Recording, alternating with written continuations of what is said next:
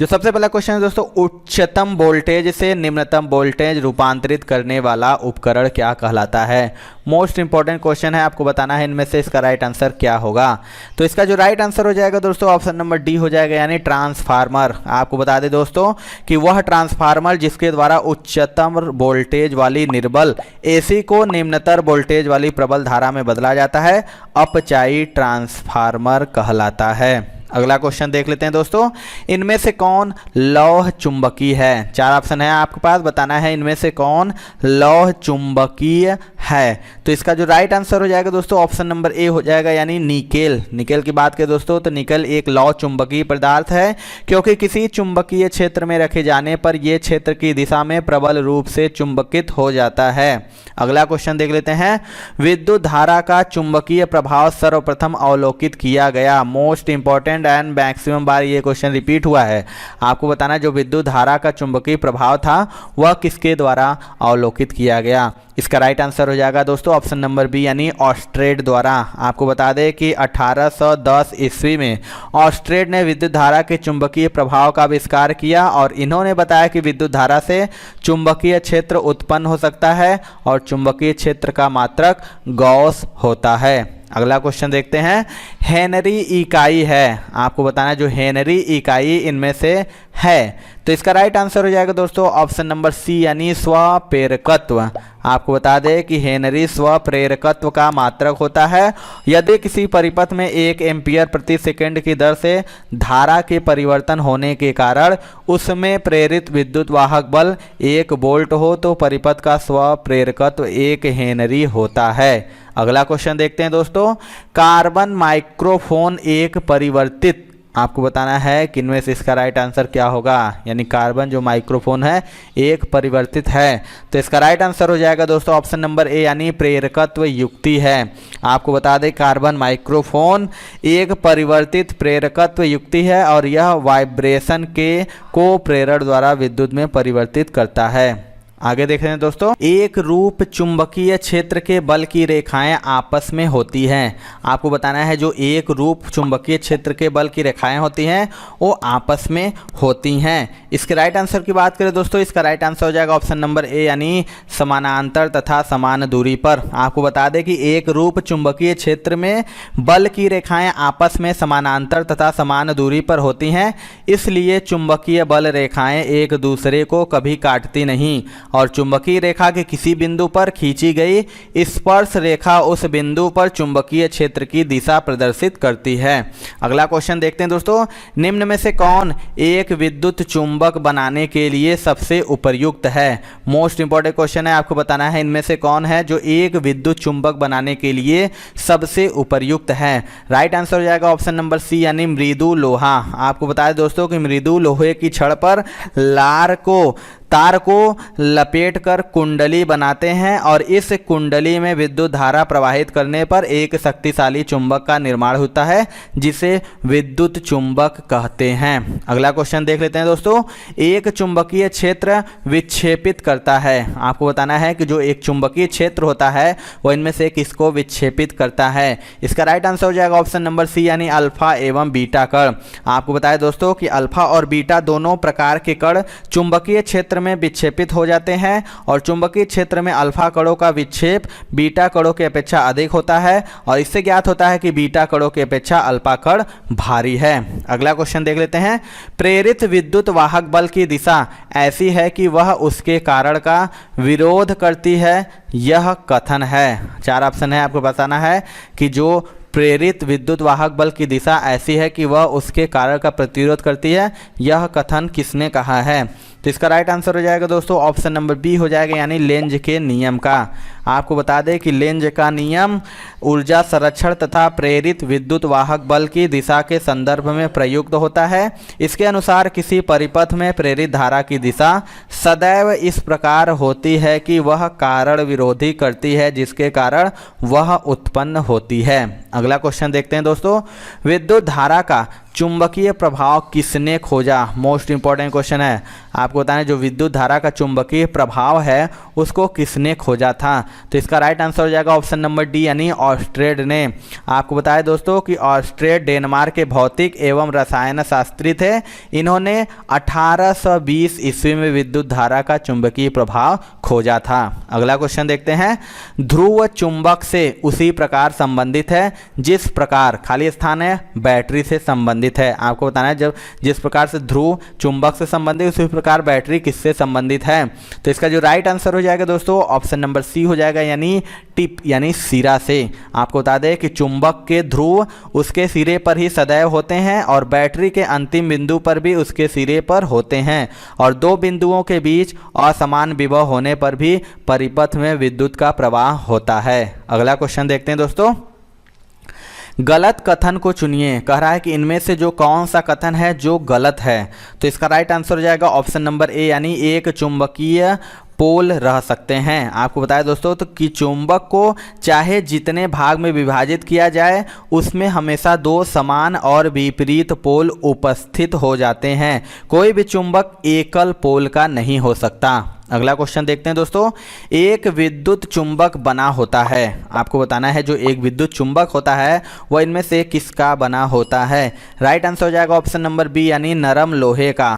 आपको बता दें दोस्तों कि नर्म लोहे की घोड़े की नाल की आकार की छड़ लेकर उस पर तांबे के तार को आस पास लपेटा जाता है और तार के सिरों को एक बैटरी से जोड़कर जब विद्युत प्रवाहित करते हैं तो वह विद्युत चुंबक बन जाता है। अगला क्वेश्चन देखते हैं, छड़ चुंबक का अधिकतम चुंबकत्व होता है। मोस्ट इंपॉर्टेंट ये भी क्वेश्चन है। आपको बताएं जो छड़ चुंबक होता है उसका अधिकतम चुंबकत्व कहाँ पर होता है।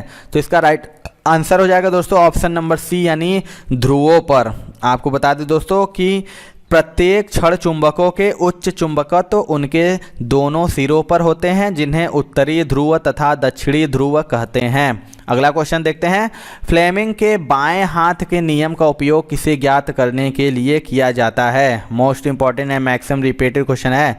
आपको बताएं जो फ्लेमिंग के बाएं हाथ का नियम है उसका उपयोग किसे ज्ञात करने के लिए किया जाता है। राइट आंसर हो जाएगा दोस्तों ऑप्शन नंबर सी यानी चुंबकीय क्षेत्र में चालक ले जाने वाला धारा की गति की दिशा को।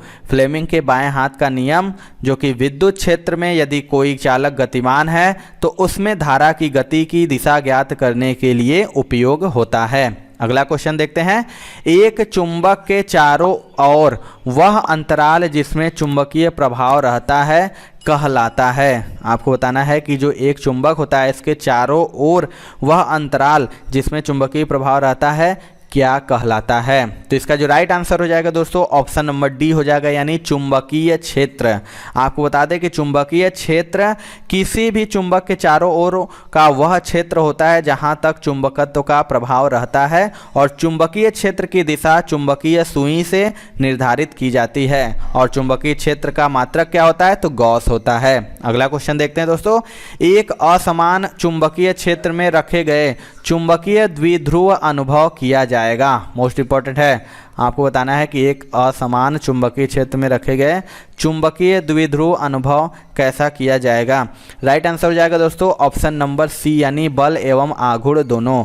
आपको बता दें कि एक असमान चुंबकीय क्षेत्र में रखे गए चुंबकीय द्विध्रुव पर एक बल एवं बल आघूर्ण दोनों कार्य करते हैं और जो फ्लेमिंग के बाएं हाथ के नियमानुसार कार्य करता है। अगला क्वेश्चन देखते हैं दोस्तों, एक ट्रांसफार्मर कार्य करता है। आपको बताना है जो एक ट्रांसफार्मर होता है वह कार्य करता है। इसका राइट आंसर हो जाएगा दोस्तों ऑप्शन नंबर बी यानी अन्योन प्रेरण के सिद्धांत पर। आपको बता दें दोस्तों कि ट्रांसफार्मर अन्योन प्रेरण के सिद्धांत पर कार्य करने वाली एक ऐसी युक्ति है जो विभव परिवर्तन करने के काम में आती है। अगला क्वेश्चन देख लेते हैं दोस्तों, निम्नलिखित में कौन अचुंबकीय वस्तु है। मोस्ट इंपॉर्टेंट ये क्वेश्चन है। आपको बताना है इनमें से कौन अचुंबकीय वस्तु है। इसका जो राइट आंसर हो जाएगा दोस्तों ऑप्शन नंबर बी हो जाएगा यानी गंधक। आपको बता दें दोस्तों गंधक यानी सल्फर एक अचुंबकीय तत्व है। अगला क्वेश्चन देखते हैं दोस्तों, कुंडलियों में फेरों की संख्या बढ़ाए जाने पर चुंबकीय क्षेत्र की प्रबलता। आपको बताना है कि अगर कुंडलियों में फेरों की संख्या बढ़ाए जाने पर चुंबकीय क्षेत्र की प्रबलता में क्या परिवर्तन होता है। तो इसका राइट आंसर हो जाएगा दोस्तों ऑप्शन नंबर बी हो जाएगा, यानी बढ़ जाती है। आपको बता दें कि फेरों की संख्या बढ़ जाने पर धारा का मान अधिक हो जाता है और फेरों की संख्या बढ़ जाने से चुंबकीय क्षेत्र बढ़ जाता है तथा इसे घटाने से चुंबकीय क्षेत्र में कमी आती है। इसका मात्रक क्या होता है, तो गॉस होता है। अगला क्वेश्चन देख लेते हैं दोस्तों। विद्युत विभवांतर की SI इकाई है। आपको बताना है जो विद्युत विभवांतर होता है उसकी SI इकाई क्या है। तो इसका राइट आंसर हो जाएगा दोस्तों ऑप्शन नंबर बी, यानी वोल्ट। आपको बता दें दोस्तों कि स्थिर विद्युत क्षेत्र में इकाई आवेश को एक बिंदु से दूसरे बिंदु तक ले जाने में किया गया कार्य प्रति इकाई आवेश उन बिंदुओं के बीच विद्युत विभवांतर कहलाता है और इसकी SI इकाई वोल्ट होती है। अगला क्वेश्चन देखते हैं दोस्तों। निम्न में से कौन सा नियम किसी धात्विक तारों में से प्रवाहित होने वाली धारा और इसके सिरों में विभवांतर के बीच संबंध बताता है। आपको बताना है इसका राइट आंसर क्या होगा। राइट आंसर हो जाएगा दोस्तों ऑप्शन नंबर ए, यानी ओम का नियम। आपको बता दें दोस्तों कि किसी धात्विक चालक तार के सिरों के बीच आरोपित विभवांतर तथा चालक में प्रवाहित धारा के बीच संबंध स्थापित करने वाला नियम ओम का नियम कहलाता है। अगला क्वेश्चन देखते हैं दोस्तों। तार का प्रतिरोध खाली स्थान के व्युत्क्रम अनुपात में होता है। आपको बताना है जो तार का प्रतिरोध होता है वह किसके व्युत्क्रम अनुपात में होता है। इसका राइट आंसर हो जाएगा ऑप्शन नंबर डी, यानी अनुप्रस्थ काट क्षेत्रफल। आपको बता दें कि किसी चालक का प्रतिरोध चालक की लंबाई के अनुक्रमानुपाती तथा चालक के अनुप्रस्थ काट के क्षेत्रफल के व्युत्क्रमानुपाती होता है। अगला क्वेश्चन देख लेते हैं दोस्तों। यदि एक तार में प्रवाहित होने वाली विद्युत धारा को दोगुना कर दिया जाए तो उसके प्रतिरोध पर क्या प्रभाव पड़ेगा। चार ऑप्शन है आपके पास। बताना है कि अगर तार में प्रवाहित होने वाली विद्युत धारा को दोगुना कर दिया जाए तो उसके प्रतिरोध पर क्या प्रभाव पड़ेगा। इसका जो राइट आंसर हो जाएगा दोस्तों ऑप्शन नंबर सी हो जाएगा, यानी प्रतिरोध आधा हो जाएगा। अगला क्वेश्चन देख लेते हैं दोस्तों। ऊष्मा विकिरणों की गति होती है। आपको बताना जो ऊष्मा विकिरण की गति होती है वह किसके बराबर होती है। तो इसका राइट आंसर हो जाएगा दोस्तों ऑप्शन नंबर बी, यानी प्रकाश के बराबर। आपको बताया दोस्तों कि ऊष्मा विकिरणों की गति प्रकाश के वेग के बराबर होती है। तो ये थी दोस्तों आज की वीडियो। आपकी वीडियो कैसा लगा कमेंट सेक्शन में जरूर बताइएगा। वीडियो पसंद आया दोस्तों तो एक लाइक जरूर कर दीजिएगा और चैनल पे हमारे नए हैं तो चैनल को जरूर सब्सक्राइब करके बेल आइकन दबा लीजिएगा, क्योंकि हम लगातार ग्रुप डी एग्जाम की तैयारी करा रहे हैं। तो मिलते हैं दोस्तों अपने अगले वीडियो में, तब तक के लिए जय हिंद जय भारत।